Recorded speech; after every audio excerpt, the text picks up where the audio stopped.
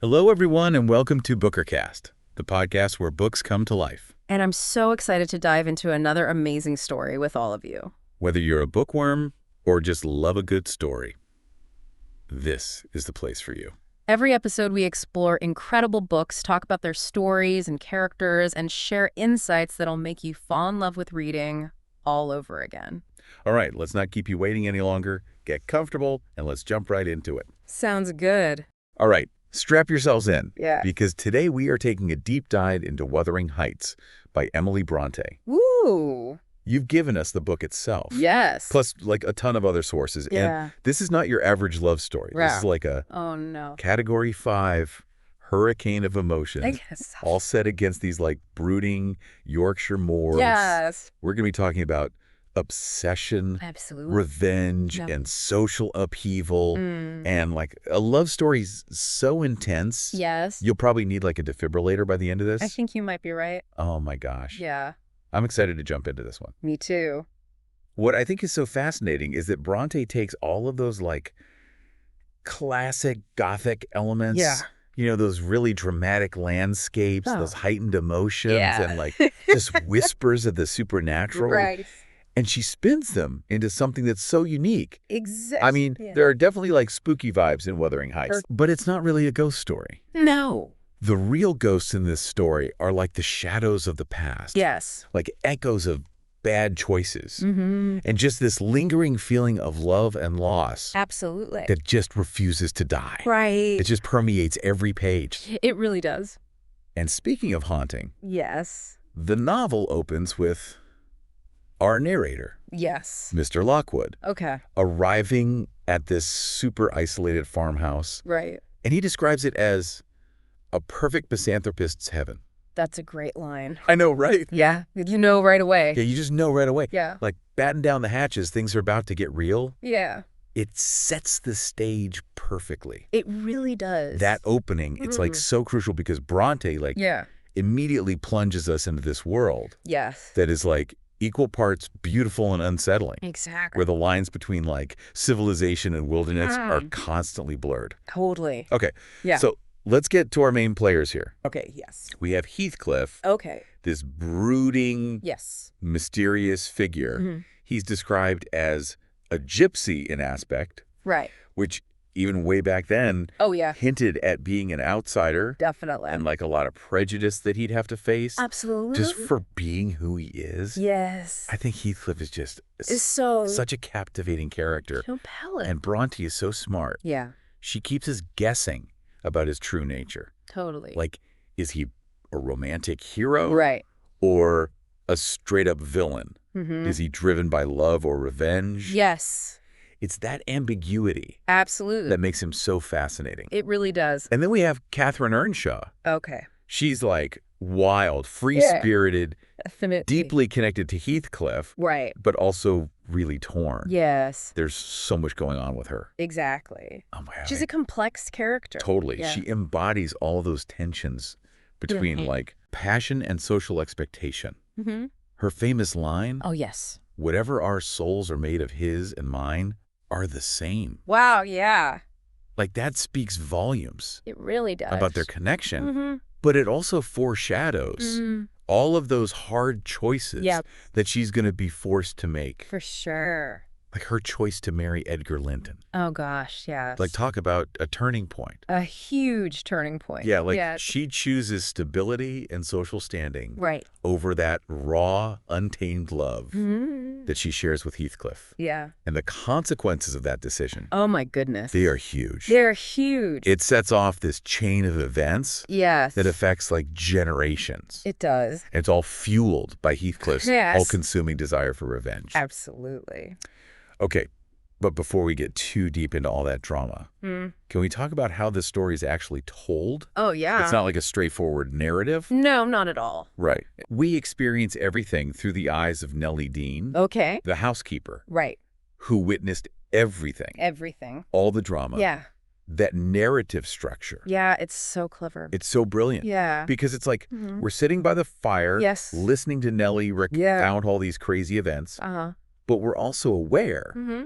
that she's, like, shaping the story. Yeah. Maybe even influencing how we see the characters. It's like this Yeah. this extra layer of intrigue Yeah. that makes you question everything. Everything. You never really know Yeah. if you're getting the full story. Exactly. And I think that just adds to the Yeah. mystery and suspense. For sure. So to recap, Yeah.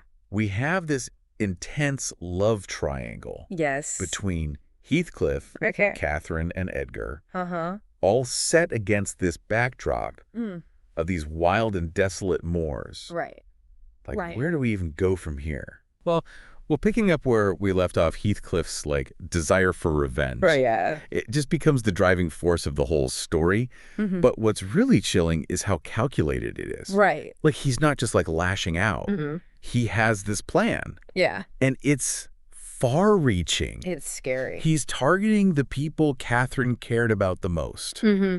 to inflict the maximum amount of pain. It's like he's playing chess. Exactly. And everyone else are just his pawns. Yeah. And one of his first moves is to use Hindley. Catherine's brother. Yeah, he's consumed by jealousy. Oh, total. And resentment. Yeah. And Heathcliff knows that. Yeah. And he totally uses it to his advantage. Oh. He takes control of Wuthering Heights Mm-hmm. and takes everything from Hindley. It's brutal. It really is. Talk about a power play. Yeah. And it shows just how ruthless Heathcliff can be. Mm-hmm. And it doesn't stop there. No. He makes everyone around him suffer, Yeah. even the next generation. He just keeps going, Yeah. right? It's like this need for revenge just consumes him Mm-hmm. and poisons everything. Right. His own life, but Yeah. also the lives of everyone around him. It's tragic. Yeah. He neglects Hindley's son, Hareton. Right.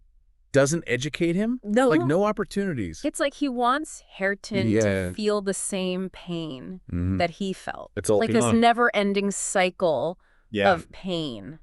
And what about Catherine's daughter? Kathy. Where does she fit into all of this? Well, Kathy, Yeah. she also becomes a pawn in Heathcliff's game. Oh my God. So after Edgar dies, Okay. Heathcliff forces his son Linton Mm-hmm.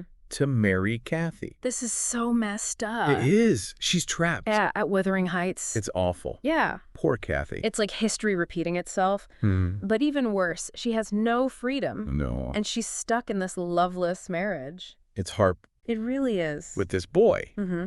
who's basically a prisoner of his own father. Yeah, and it really shows the destructive nature of revenge. Totally. He's so focused on the past Mm-hmm. that he's hurting innocent people in the present. Yeah. Just continuing this cycle of pain and suffering. But I just keep thinking, Yeah. he orchestrated all this misery, Mm-hmm. but he doesn't seem happy. No.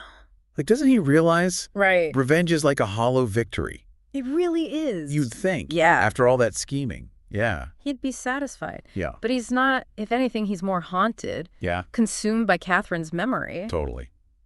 It's like her ghost is tormenting him. I know. There's that line where Nellie says Yeah. he lost his better half. Yeah, after Catherine died. It's like part of him died with her, Mm-hmm. even though he made her life so miserable. He did. His obsession with her, Yeah, it's like beyond death. totally. It's like she wins in the end. I think you're right. He gets his revenge, Mm-hmm. but loses himself. He does. He's just an empty shell. Exactly. So it's all for nothing. Yeah. All that scheming and manipulating Mm-hmm. leads to, Emptiness. yeah, just emptiness. Yeah, she's exploring this idea Mm-hmm. that revenge, Yeah. it doesn't bring you what you think it will. Right. It just isolates you Yeah. and leaves you haunted by your own actions. So even though he's this powerful figure, He is. he's a victim of his own obsession. Yes. And in the end, Yeah. it destroys it. Mm. He just wastes away. Yeah. Mhm. Again, like welcomes death Yeah. as a release from all that torment. So I guess you could say Mm-hmm. he got what he deserved. You could. Like he reaped what he sowed. Some people see it that way. Okay. Yeah, as like a self-imposed penance. Right. Like he's atoning for his sins. Okay. Others see it as a final act of defiance. Oh, interesting. Like he's not letting anyone else inherit his wealth. But either way, his Hmm. life doesn't end with a bang. It's No. just this sad whimper. It's bleak, It is. but then it gets even creepier. What? All those stories Oh, yeah. about his ghost Haunting the moors. searching for Catherine. Yes. I have chills. It's kind of romantic, Yeah. but also terrifying. I know. Even in death, Yeah. he can't find peace. Mm-hmm. He's still bound to her, Yeah. just wandering around, Yeah. looking for the love he couldn't have in life. What about Kathy and Hareton? Oh, yeah, the next generation. Do they have any chance? Right, Yeah. after all that. Yeah. Well, that's where we see some hope. Yeah. Even with all that darkness, Uh-huh. Kathy and Hareton Mm-hmm. break the cycle. Good.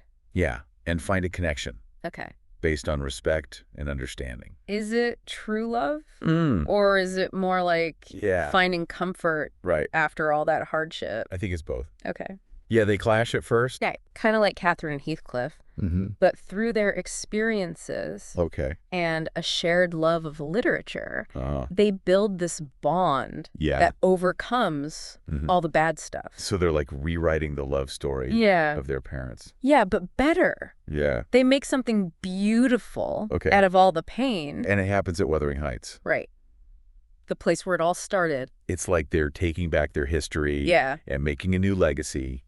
Exactly. It's beautiful. It is. But it's Brontë. Yeah. Right. So it's not that simple. Yeah. It's bittersweet. Okay. There's hope, Mm-hmm. but also the weight of the past Yeah. hanging over them. And she leaves it open-ended. She does. We don't know what happens to them. Right. It's like she wants us to imagine Mm-hmm. what happens next. I like that. She makes us think about Yeah. the possibilities. The challenges. Yeah. And I think that's part of what makes it so brilliant. It forces us to engage, Right. even after we finish reading, Yeah. to think about love and loss and how the past shapes the present. We've covered so much. We have. I feel like we've just skimmed the surface. I know there's so much more to this book. But for now, Yeah. let's talk about Bronte's writing. Okay. Like, how does her style Yes. Her use of language and imagery. affect the story? Yeah. Her writing is just Powerful. so powerful and evocative. Yeah. It's not just what she says. Right. It's how she says it. Yeah.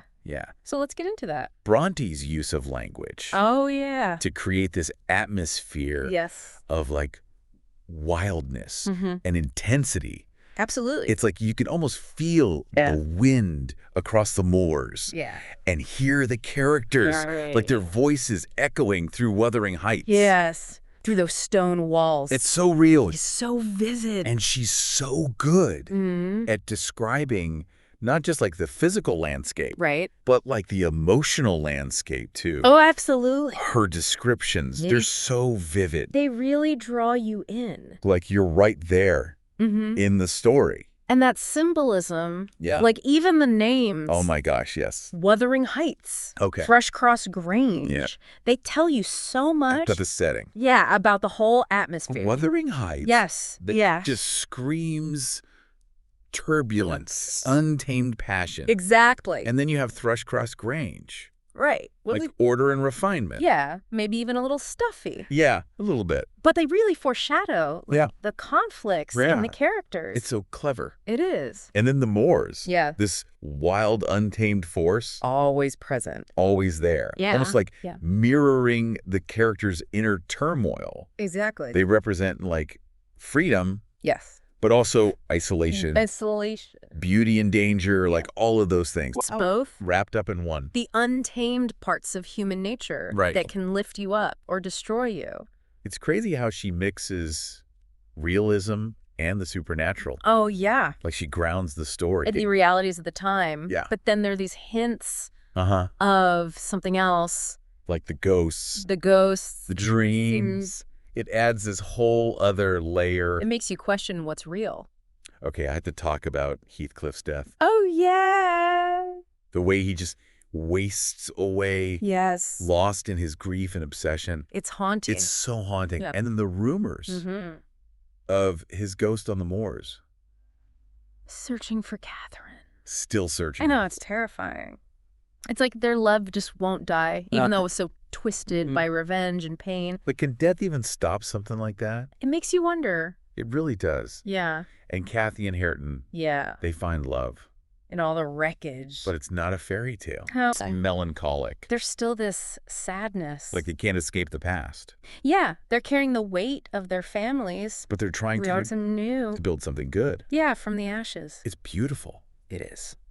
But she leaves it open-ended. She does. We don't know what happens next. Right. It makes us think. What do you think happens? Yeah, like what do their lives look like Yeah. against the backdrop of the moors? It's her way of making us think about life. Yeah, The ups and downs. and how the past... Always shapes us. Okay, so Yeah. we've talked about the setting, The Gothic setting. the crazy relationships, The love, the revenge. social class, All of it. and Bronte's amazing writing. Yeah, her style. But why do you think this book still resonates with people?